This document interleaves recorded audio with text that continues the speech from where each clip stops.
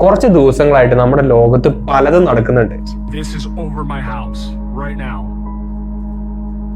What is that? See if I can zoom in more. Why the secrecy if it's really no big deal and there's nothing there? Why hide it from the American people?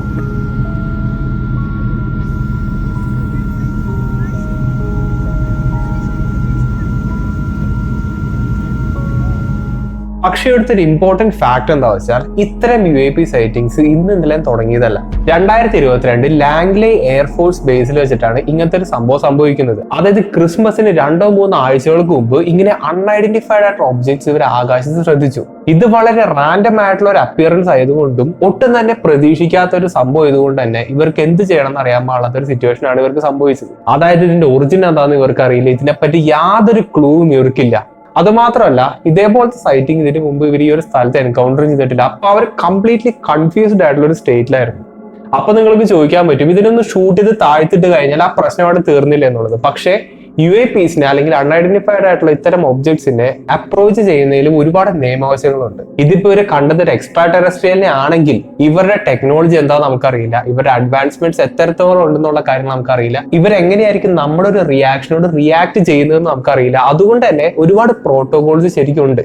അങ്ങനെ കുറച്ച് സമയങ്ങൾക്ക് ശേഷം ഈ ഒരു appearance അവിടുന്ന് completely മാഞ്ഞുപോയി. അങ്ങനെ ഒരു വർഷം മുന്നോട്ട് പോയി 2023 ക്രിസ്മസിന് 2-3 ആഴ്ച മുമ്പും ഇതേപോലെ തന്നെ ഒരു അപ്പിയറൻസ് അവർ കണ്ടു. അപ്പോഴും ഇവർ വളരെയധികം കൺഫ്യൂസ്ഡ് ആയിരുന്നു. അതായത് ഇതേപോലുള്ള ഒരു ഇവന്റ് അവർ ഒരിക്കലും പിന്നെ പ്രതീക്ഷിക്കുന്നില്ല. അതുകൊണ്ട് തന്നെ ഇവർ ഒട്ടും പ്രിപ്പയർഡ് ആയിരുന്നില്ല. 2 വർഷം ബാക്ക് ടു ബാക്ക് ആയിട്ട് ഇവർ ഇത് കണ്ടതുകൊണ്ട് തന്നെ 2024 വേണ്ടി ഇവർ പ്രിപ്പയർ ചെയ്തു. ഇതിനെപ്പറ്റി പഠിക്കാനും ഇതിന്റെ ക്യാരക്ടറിസ്റ്റിക്സ് പഠിക്കാനും ഇതിന്റെ മെനൂറൊക്കെ പഠിക്കാൻ വേണ്ടിയിട്ട് അവർ ശരിക്കും ഒരുങ്ങിയിരുന്നു. പക്ഷെ 2024 സംഭവിച്ചതും ഇപ്പൊ സംഭവിച്ചുകൊണ്ടിരിക്കുന്നത് എന്താന്നുള്ള കാര്യങ്ങളൊക്കെ നമ്മൾ എല്ലാ ദിവസവും കേൾക്കുന്നുണ്ട്. അതായത് ക്രിസ്മസിന് 2-3 ആഴ്ച മുമ്പ്, അതായത് നവംബർ 15 ഈ ഒരു ഇവന്റ് സ്റ്റാർട്ട് ചെയ്തത്. അത് നമ്മുടെ ലോകമെമ്പാട് സ്പ്രെഡ് ചെയ്തു എന്ന് വേണമെങ്കിൽ നമുക്ക് പറയാൻ പറ്റും. ഇതിനെ പറ്റിയിട്ട് ഒരു ഒഫീഷ്യൽ എക്സ്പ്ലനേഷൻ കിട്ടാത്തത് കൊണ്ട് തന്നെ നമുക്ക് ഇതിനെ 2 കാറ്റഗറിയിൽ പെടുത്താൻ പറ്റും. ഒന്നാമത്തത്, ഇതൊരു എക്സ്ട്രാ ടെറസ്ട്രിയൽ സംഭവമാണ്. അതായത് വേറൊരു ലോകത്ത് എന്ന് പറഞ്ഞാൽ നമുക്കറിയാൻ പാടുള്ള ഒരു അഡ്വാൻസ് ടെക്നോളജി ആയിരിക്കാം. രണ്ടാമത്തത്, ഇത് മാൻമെയ്ഡ് ആയിട്ടുള്ള ഒരു ഡ്രോൺ ആയിരിക്കാം.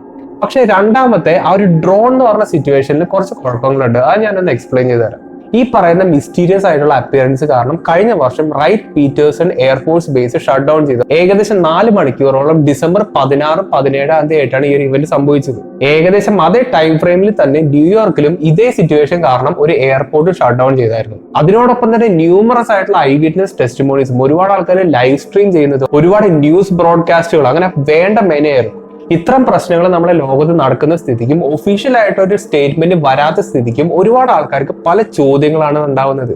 ആദ്യത്തെ ചോദ്യം എന്താ വെച്ചാൽ, ഇതിനെ ഫിസിക്കലി ട്രാക്ക് ഡൗൺ ചെയ്തിട്ട് അത് എന്താണെന്നുള്ള കാര്യം പബ്ലിക്കലി തുറന്നു പറയാൻ പാടില്ലേ എന്നാണ് ഒരുപാട് ആൾക്കാർ ചോദിക്കുന്നത്. അതിനുള്ള ടെക്നോളജി ഇപ്പൊ നമ്മുടെ കൈവശം ഉണ്ടെന്നുള്ള കാര്യം നമുക്ക് എല്ലാവർക്കും അറിയാം. പക്ഷെ അങ്ങനെയുള്ള ഒരു മൂവ്മെന്റ് ഇതുവരെയായിട്ടും ആരും നടത്തിയിട്ടില്ല. അതുകൊണ്ട് ഒരുപാട് സംശയങ്ങൾ അങ്ങനെ ഉണ്ടാവുന്നുണ്ട്.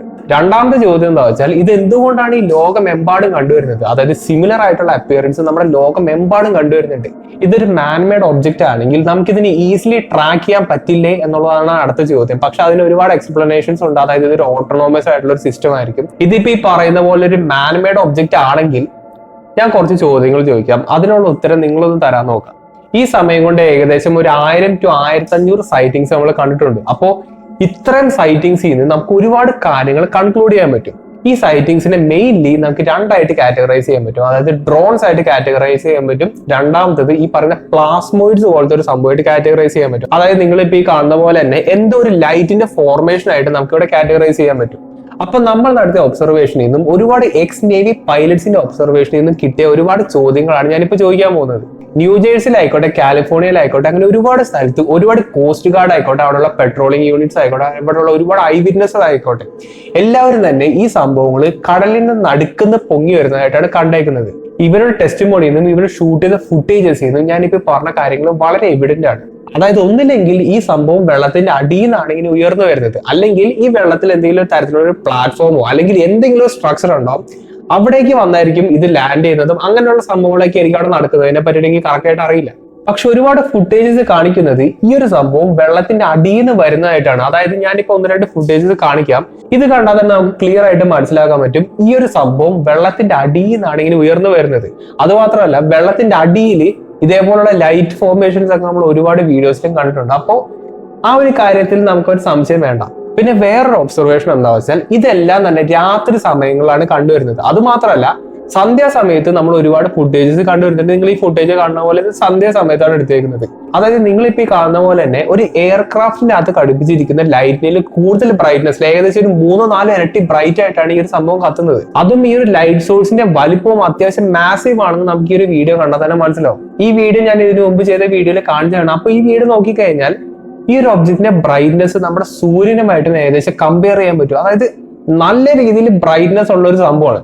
അതിപ്പോ എന്റെ ഒരു ഒബ്സർവേഷൻ അനുസരിച്ച്, എന്റെ ഒരു അഭിപ്രായം അനുസരിച്ച് ഇത്രയും ബ്രൈറ്റ് ആയിട്ടുള്ള ഒരു ഒബ്ജക്റ്റിന് നല്ല രീതിയിലുള്ള എനർജി ആവശ്യമുണ്ട്. അതായത് ഈ ഒരു ഒബ്ജക്റ്റ് നമ്മളിപ്പോ ഒരു മനുഷ്യനിർമ്മിതമായിട്ടുള്ള ഒരു ടെക്നോളജിക്കലി കത്തിക്കണമെങ്കിൽ നല്ല രീതിയിലുള്ള എനർജി റിക്വയർമെന്റ് എന്തായാലും അവിടെ വേണം.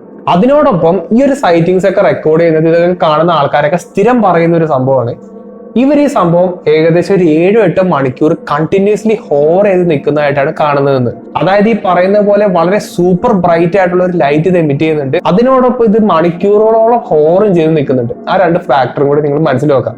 ഈ സംഭവം വളരെ അബ്നോർമൽ ആയിട്ടുള്ള ഫ്ലൈറ്റ് ക്യാരക്ടറിസ്റ്റിക്സ് ഡിസ്പ്ലേ ചെയ്യുന്നുണ്ട്. അതായത് ടൈറ്റ് ആയിട്ടുള്ള ടേൺസ്, പെട്ടെന്ന് തന്നെ ഇൻസ്റ്റന്റ് ആയിട്ട് ഡയറക്ഷൻ ചേഞ്ച് ചെയ്യുക, വളരെ സ്പീഡിൽ റാപ്പിഡ്ലി ആക്സിലറേറ്റ് ചെയ്യുക, സ്പേസിലേക്ക് പോവുക, വെള്ളത്തിന്റെ അടിയിൽ നിന്ന് വരാം, അങ്ങനെ പല സംഭവങ്ങളും ഇത് കാണിക്കുന്നുണ്ട്.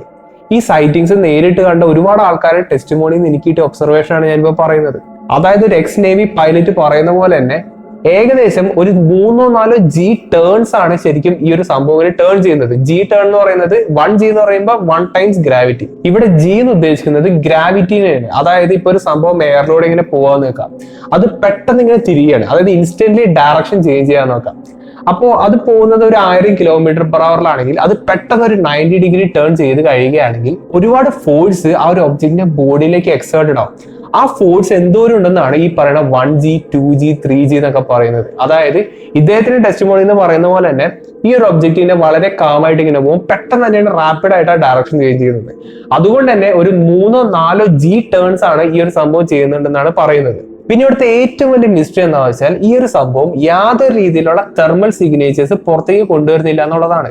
അതായത് ഞാനിപ്പോ ഈ ഒരു ഡ്രോണിനെ അല്ലെങ്കിൽ ഈ പറയുന്ന UAPനെ ഒരു തെർമൽ ക്യാമറ അല്ലെങ്കിൽ ഒരു ഇൻഫ്രാറെഡ് ക്യാമറ വെച്ച് എടുത്തു എന്ന് വെച്ചോ, ആ ഒരു ക്യാമറയ്ക്ക് ഈ ഒരു ഡ്രോണിനെ അല്ലെങ്കിൽ ഈ ഒരു സംഭവത്തിനെ ഡിറ്റക്ട് ചെയ്യാൻ വളരെയധികം ബുദ്ധിമുട്ടായിരിക്കും. കാരണം ഈ ഒരു ഡ്രോൺ അല്ലെങ്കിൽ ഈ ഒരു ഒബ്ജക്റ്റ് യാതൊരു രീതിയിലുള്ള തെർമൽ സിഗ്നേച്ചേഴ്സ് പ്രൊഡ്യൂസ് ചെയ്യുന്നില്ല. അതായത് ഇതിൽ യാതൊരു രീതിയിലുള്ള ടെമ്പറേച്ചർ ചേഞ്ചസ് ഉണ്ടാവുന്നില്ല.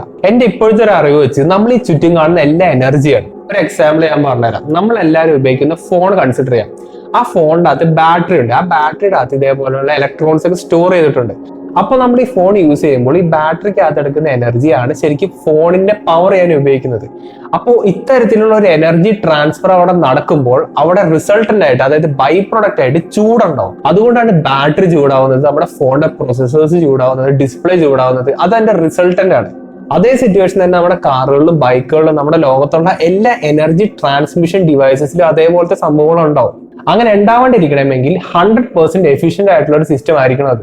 പക്ഷെ എന്റെ ഒരു ലിമിറ്റഡ് അറിവ് വെച്ച് അത്തരത്തിലുള്ള ടെക്നോളജി നമ്മുടെ കൈവശമില്ല. ഈ പറയുന്ന പോലെ സൂപ്പർ കണ്ടക്ടേഴ്സ് ഒക്കെ ഉണ്ടാവുമായിരിക്കാം, പക്ഷെ അതിനും ഈ പറയുന്ന പോലെ 100% എഫിഷ്യന്റ് ആവണമെന്നില്ല.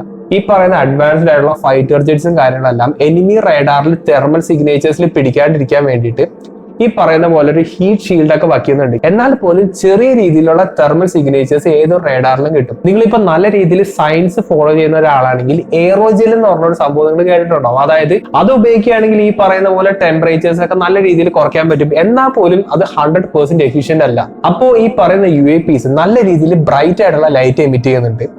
കണ്ടിന്യൂസ് ആയിട്ട് ഈ പറയുന്ന പോലെ ഇത്ര മണിക്കൂറുകൾ ഹോറും ചെയ്യുന്നുണ്ട്. യാതൊരു രീതിയിലുള്ള സൗണ്ട് ഇല്ല. ഞാൻ നേരത്തെ പറഞ്ഞ പോലെ ഈ 3G 4G ടേൺ ഒക്കെ ചെയ്യുമ്പോൾ നല്ല രീതിയിലുള്ള എനർജി അത് കൺസ്യൂം ചെയ്യുന്നുണ്ട്. അതേപോലത്തെ മൂവ്മെന്റ് വളരെ ഫ്രീക്വന്റ് ആയിട്ട് ഈ ഒരു 7-8 മണിക്കൂറിൽ അത് കണ്ടിന്യൂസ് ആയിട്ട് ചെയ്യുന്നുണ്ട്. അപ്പോൾ നല്ല രീതിയിലുള്ള ഒരു എനർജി അതിനെ കൺസ്യൂം ചെയ്യുന്നുണ്ട്.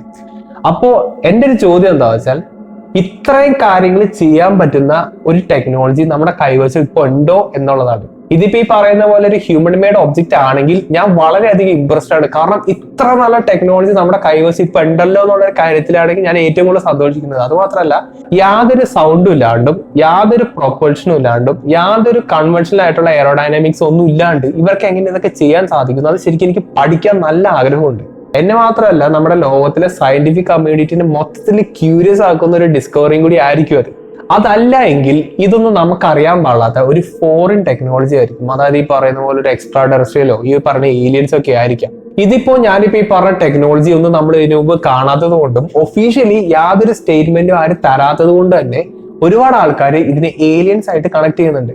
Why the secrecy if it's really no big deal and there's nothing there? Why hide it from the American people?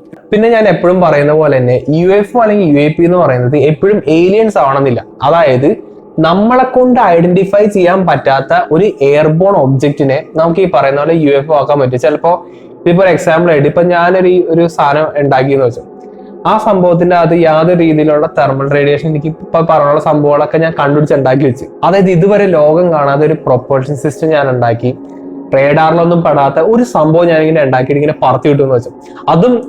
അത് കൺട്രോൾ ചെയ്യുന്നത് ഞാനല്ല, അത് കംപ്ലീറ്റ്ലി ഓട്ടോണോമസ് ആയിട്ടുള്ള ഒരു സിസ്റ്റമാണ്. അതായത് ഈ ഒരു വെഹിക്കിൾ ഞാനായിട്ട് യാതൊരു കമ്മ്യൂണിക്കേഷനോ യാതൊരു രീതിയില്ല, ഇത് പറത്തി വിട്ട് കഴിഞ്ഞപ്പോൾ അതിന് സ്വയം AI എന്തെങ്കിലുമൊക്കെ തീരുമാനിച്ചത് ഇങ്ങനെ പറഞ്ഞുകൊണ്ട് നടക്കുന്ന സംഭവമാണ്. അപ്പോൾ ഇത് ആൾക്കാർ കാണുന്നത് അല്ലെങ്കിൽ ഇതിനെപ്പറ്റി അറിയാത്തവർ കാണുന്നത് ഒരു UFO ആയിട്ടാണ്. അതായത് നമുക്ക് ഐഡന്റിഫൈ ചെയ്യാൻ പറ്റാത്ത എയർബോൺ ആയിട്ടുള്ള ഒരു മെറ്റീരിയൽ നമുക്ക് UFO എന്ന് പറയാൻ പറ്റും. അതുകൊണ്ടാണ് ഇതിനെപ്പറ്റി സംസാരിക്കുന്ന എല്ലാവരും ഇതിനെ UFO എന്ന് വിളിക്കുന്നത്. ഈ ഒരു വിഷയം അത്യാവശ്യം പോപ്പുലർ ആയതുകൊണ്ട് തന്നെ ഒരുപാട് ഫുട്ടേജസ് ഇങ്ങനെ ക്രിയേറ്റഡ് ആയിപ്പെടുന്നുണ്ട്. അത് മാത്രമല്ല, എന്തെങ്കിലും ഒരു ലൈറ്റോ എന്തെങ്കിലും ഒരു സംഭവം ഇങ്ങനെ ആകാശത്ത് മിസ്റ്റീരിയസ് ആയിട്ട് അവർക്ക് തോന്നുകയാണെങ്കിൽ അതപ്പോ തന്നെ UAP UFO എന്നൊക്കെ പറഞ്ഞ ആൾക്കാർ ഇടുന്നതായിട്ട് ഞാൻ കണ്ടിട്ടുണ്ട്. അതായത് ഇപ്പൊ നമ്മളൊരു സ്റ്റാർ കണ്ടു എന്ന് വെച്ചോ, അതായത് സ്റ്റാർ ചില സമയത്തൊക്കെ ഇങ്ങനെ ട്വിങ്കിൾ ചെയ്യുന്ന കണ്ടിട്ടില്ല, ട്വിങ്കിളിങ് സ്റ്റാർസ് എന്നൊക്കെ പറയില്ലേ, അതേപോലുള്ള സ്റ്റാർസിനെ അല്ലെങ്കിൽ സെലസ്റ്റിയൽ ഒബ്ജക്റ്റിനൊക്കെ കാണുമ്പോൾ അതൊരു UAP ആയിട്ട് ഒരുപാട് ആൾക്കാർ തെറ്റിദ്ധരിക്കുന്നുണ്ട്. അത് മാത്രമല്ല, ഡിസ്റ്റന്റ് ആയിട്ട് പറക്കുന്ന ഫ്ലൈറ്റുകളുടെ അപ്പിയറൻസ് UFO പോലെ ആയതുകൊണ്ട് തന്നെ അത് UFO എന്ന് പറയുന്നുണ്ട്. അതിനോടൊപ്പം തന്നെ ഈ പറഞ്ഞ സ്പേസ് എക്സിന്റെ സാറ്റലൈറ്റുകളുടെ ആ ഒരു റിഫ്ലക്ഷൻ ഒക്കെ കണ്ടിട്ട് അത് UFO എന്നൊക്കെ പറയാം. അങ്ങനെ പല മിസ്അസംഷൻ ആയിട്ടുള്ള സംഭവങ്ങൾ നമ്മുടെ ഇന്റർനെറ്റിൽ നടക്കുന്നുണ്ട്. അപ്പൊ ഇതൊക്കെ ഫിൽട്ടർ ചെയ്തിട്ട് ഏതാണ് റിയൽ, ഏതാണ് ഉണ്ടാക്കിയെടുത്തത്, ഏതാണ് ഈ മിസ്ലീഡിംഗ് ആയിട്ടുള്ള ഫാക്ടർ, അപ്പൊ ഇതൊക്കെ നോക്കാൻ തന്നെ നല്ലൊരു പണിയാണ്. അപ്പൊ ഞാൻ ഈ വീഡിയോയിൽ പറഞ്ഞ കാര്യങ്ങൾ കേട്ട് നിങ്ങൾക്ക് എന്താണ് തോന്നുന്നത്, നിങ്ങളുടെ സിൻസിയർ ആയിട്ടുള്ള അഭിപ്രായങ്ങൾ കമന്റ് ചെയ്യാൻ ശ്രമിക്കുക, താഴെ ഒരു കമ്മ്യൂണിറ്റി ഉണ്ടാക്കാൻ ശ്രമിക്കുക. പിന്നെ ഞാൻ വീഡിയോസിലൊന്നും പറയാത്തൊരു കാര്യമാണ് ലൈക്ക് ചെയ്യുക എന്നുള്ളത്. ഇപ്പൊ ലൈക്ക് ചെയ്ത് കഴിഞ്ഞാൽ നമ്മുടെ വീഡിയോയുടെ ആ ഒരു അൽഗോറിതവും കാര്യങ്ങളൊക്കെ വർക്ക് ആവുമെന്നാണ് ഞാൻ പിന്നീട് അറിഞ്ഞത്. ഇപ്പോഴാണ് ഞാൻ അതൊക്കെ അറിയുന്നത്. അപ്പോൾ അങ്ങനെ എന്തെങ്കിലും നിങ്ങൾക്ക് തോന്നുന്നുണ്ടെങ്കിൽ ഒന്ന് ലൈക്ക് ചെയ്യാൻ ശ്രമിക്കാം.